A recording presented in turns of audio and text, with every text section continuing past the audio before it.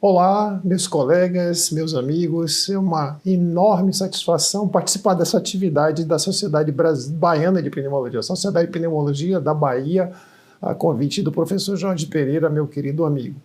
Nós vamos falar hoje rapidamente sobre controle da asma, um tema de grande importância, porque sem avaliar bem o controle, a gente não consegue controlar a asma, não consegue tratar a asma de forma adequada.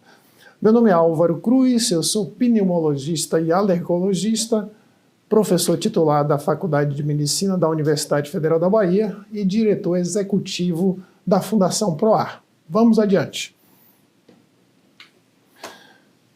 Essa ilustração eu trago para lembrar a todos que a percepção dos fatos nem sempre é muito precisa. E isso acontece muito na asma. A percepção do controle por parte do paciente, às vezes por parte do médico, nem sempre é tão precisa como seria desejável, e isso pode influenciar muito no sucesso do tratamento. Eu dividi essa apresentação em 3 tópicos mais importantes: a definição e a avaliação do controle propostos pela Iniciativa Global contra a Asma, a GINA, indicadores de risco de desfechos desfavoráveis e instrumentos para medir o controle, basicamente o questionário de controle da asma, o ACQ, e o teste de controle da asma, o ACT, que podem tornar a avaliação do controle dos sintomas mais objetiva. Essa é a minha declaração para análise de conflito de interesse. A gente tem que fazer isso, né? Meu principal vínculo é com instituições nacionais, a Fundação PROAR, principalmente nesse momento, e organizações internacionais, especialmente a GINA. Eu faço parte do seu conselho diretor. Mas nesse momento aqui, eu estou falando em meu nome próprio, não recebi nenhuma remuneração para fazer isso, faço com muito prazer para a Sociedade de Pneumologia da Bahia. Esse é um diagrama da GINA, que muitos conhecem, né, que fala do tratamento personalizado da asma, que tem que ser sempre reavaliado. A asma é uma condição crônica, heterogênea, variável e que requer uma avaliação cuidadosa a cada consulta médica. Como vocês sabem, o paciente deve ser avaliado de várias formas, confirmando o diagnóstico quando necessário, quando isso não está muito claro, avaliando o controle dos sintomas. E isso é que a gente vai conversar muito sobre hoje aqui, sobre esse assunto hoje aqui, fatores de risco, comorbidades, a técnica inalatória fundamental e as preferências e objetivos do paciente.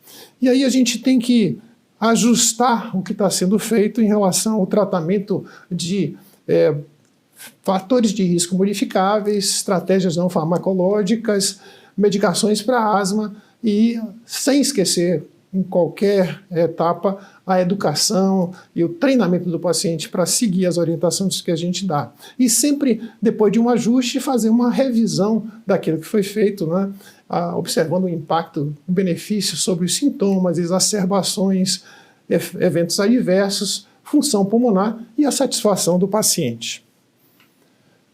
Esse é o padrão de avaliação de controle de sintomas da asma proposto pela GINA já desde 2014. Isso foi um modelo que foi amplamente adotado na Finlândia anteriormente, proposto pelo professor Tari Hartela. E como vocês sabem, a gente avalia sintomas nas últimas 4 semanas, perguntando ao paciente se ele tem sintomas durante o dia, mais do que 2 vezes por semana, se o paciente tem algum despertar noturno por asma, se o paciente usa uma medicação de alívio como um SABA, um broncodilatador de ação rápida, beta-2 agonista, mais do que 2 vezes a semana, e finalmente se o paciente tem alguma limitação relacionada com a asma.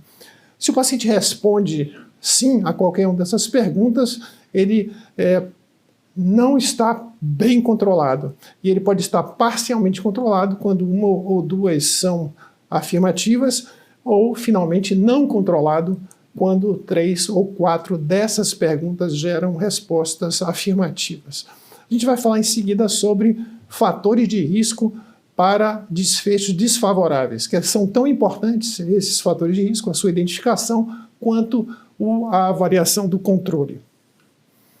E aqui estão os fatores de risco para exacerbações enumerados.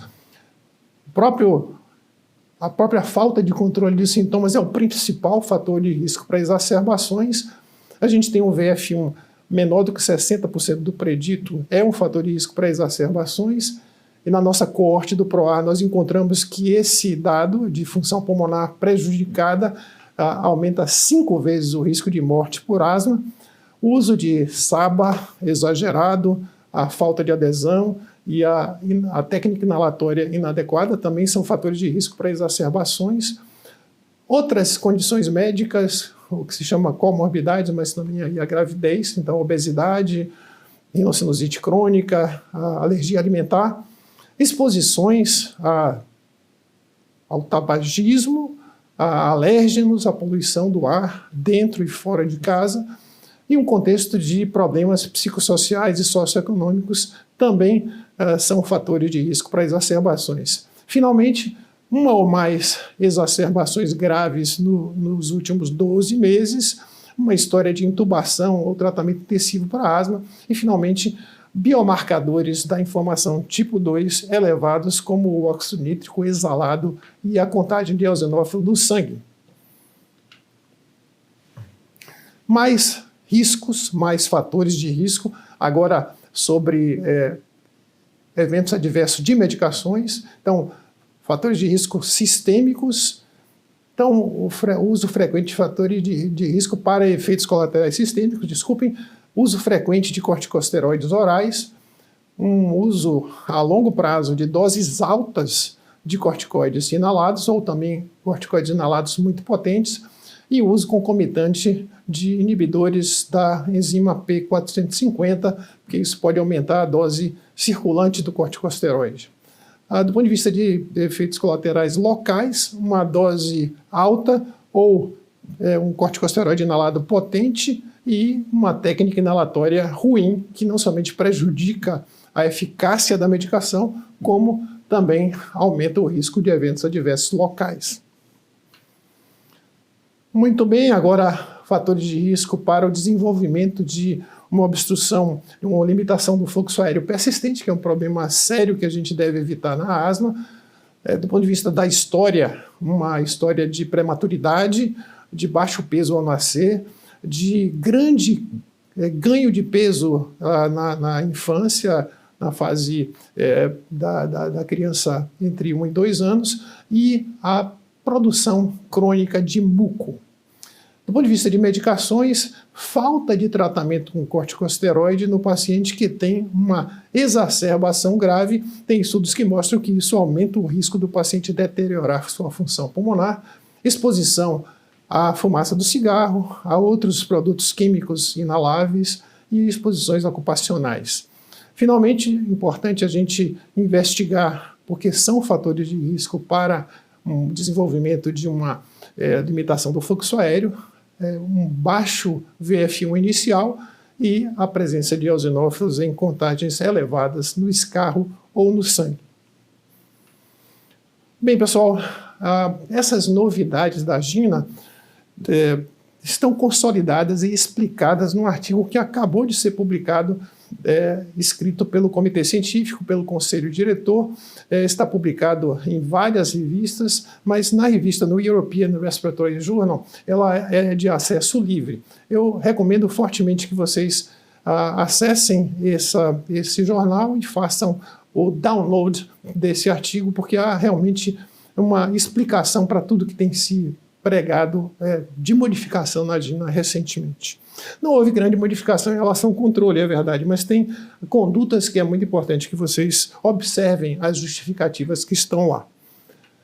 Muito bem, vamos falar um pouco sobre instrumentos que são mais objetivos para medir o controle, e esse é o mais usado do ponto de vista de pesquisa, é o questionário de controle da asma, o ACQ. Esse questionário foi avaliado aqui no PROAR, o trabalho de mestrado da doutora Milene Leite, pneumologista, que vocês conhecem bem, e esse estudo mostra que o que se tem na literatura internacional é semelhante aqui, então um ponto de corte de 1,5, A partir disso, um número mais elevado indica a asma não controlada, comparando com aqueles critérios da GINA. O ACQ é um questionário que se refere a um período de um mês de avaliação, é um mês prévio à sua aplicação, e isso tem algumas limitações. Por outro lado, ele tem versões de 5 questões, de 6 questões ou de 7 questões, desculpem. A 7ª é uma questão referente à função pulmonar, e isso nem sempre é desejável, agora que a gente quer separar na GINA já de algum tempo o controle dos sintomas da questão da alteração da função pulmonar. A 6ª questão do ACQ é uma questão referente ao uso de inalador, de medicação inalatória. Isso fazia sentido anteriormente, quando a medicação inalatória era um broncodilatador para alívio. Agora não faz tanto sentido se a gente usa a estratégia nova, que é o uso da mesma medicação para controle e para alívio, ou se usa uma combinação de broncodilatador com corticosteroide inalado para o alívio dos sintomas. Então, eu tendo a usar mais agora o ACQ com 5 questões que são referentes a sintomas, exatamente aquilo que está naquela lista de itens, 5 itens para avaliar o controle da asma. A gente trabalhou também com o Asthma Control Test, o teste de controle da asma. Isso foi o trabalho de mestrado da fisioterapeuta Jaqueline Roxo, que hoje está lá em São Paulo de volta. E, da mesma forma, a gente encontrou que esse teste de controle da asma reproduz suas características aqui na nossa população, no PROAR, e é um teste útil, um teste mais prático, talvez até vocês conheçam, mas isso é mais aplicável no dia a dia da prática clínica. Mas será que esses testes realmente são necessários? Ou a gente pode perguntar para o paciente simplesmente assim, como é que você está bem, e com base nisso tomar decisões? Nós fizemos um estudo, e esse foi o estudo da Paula Almeida, uma outra fisioterapeuta que trabalha com a gente no PROAR, e nós comparamos essa pergunta fácil, aberta, como é que você está, sua asma está sob controle, você está se sentindo bem, com o ACQ em relação a vários parâmetros, e nós observamos que o paciente não avalia tão precisamente a falta de controle. De um modo geral, o paciente subestima a sua falta de controle, meio acomodado com aquela situação que ele vive há muito tempo, e qualquer benefício que ele obtém do tratamento, ele já considera que aquilo é satisfatório. Então, a conclusão desse artigo é que é importante, é útil a gente usar uma medida mais objetiva como um questionário, talvez não no dia a dia, em todo paciente, mas naqueles pacientes que são um pouco mais difíceis, isso é importante. Bem, pessoal, eu queria concluir essa apresentação chamando a atenção de vocês que uma avaliação adequada do controle da asma é essencial para guiar tudo o que a gente faz no tratamento, na prevenção. Porque se a gente não faz uma boa avaliação do controle, a gente vai atirar com uma arma que não é de calibre adequado para aquele objetivo. Por outro lado, a gente vai ter dificuldade de interpretar, de avaliar o que a gente conseguiu com aquela intervenção. Eu trago essa figura do tango porque é uma figura que precisa de uma parceria entre os que estão dançando, né? Muito mais do que outros tipos de dança, e eu acho que na asma isso é fundamental, uma parceria entre o paciente, o médico, a família, a equipe de saúde, e essa questão da avaliação do controle no dia a dia de uma doença variável, heterogênea, é um aspecto absolutamente essencial. Eu acho que foi muito pertinente que esse tema foi trazido para aqui, embora seja um tema que habitualmente as pessoas não ficam tão estimuladas. Então eu agradeço a atenção de vocês, eu espero que vocês expandam as informações que eu trouxe aqui, buscando esses artigos que eu mencionei, e vou ficar sempre à disposição de vocês para comentar alguma coisa, para responder a qualquer indagação.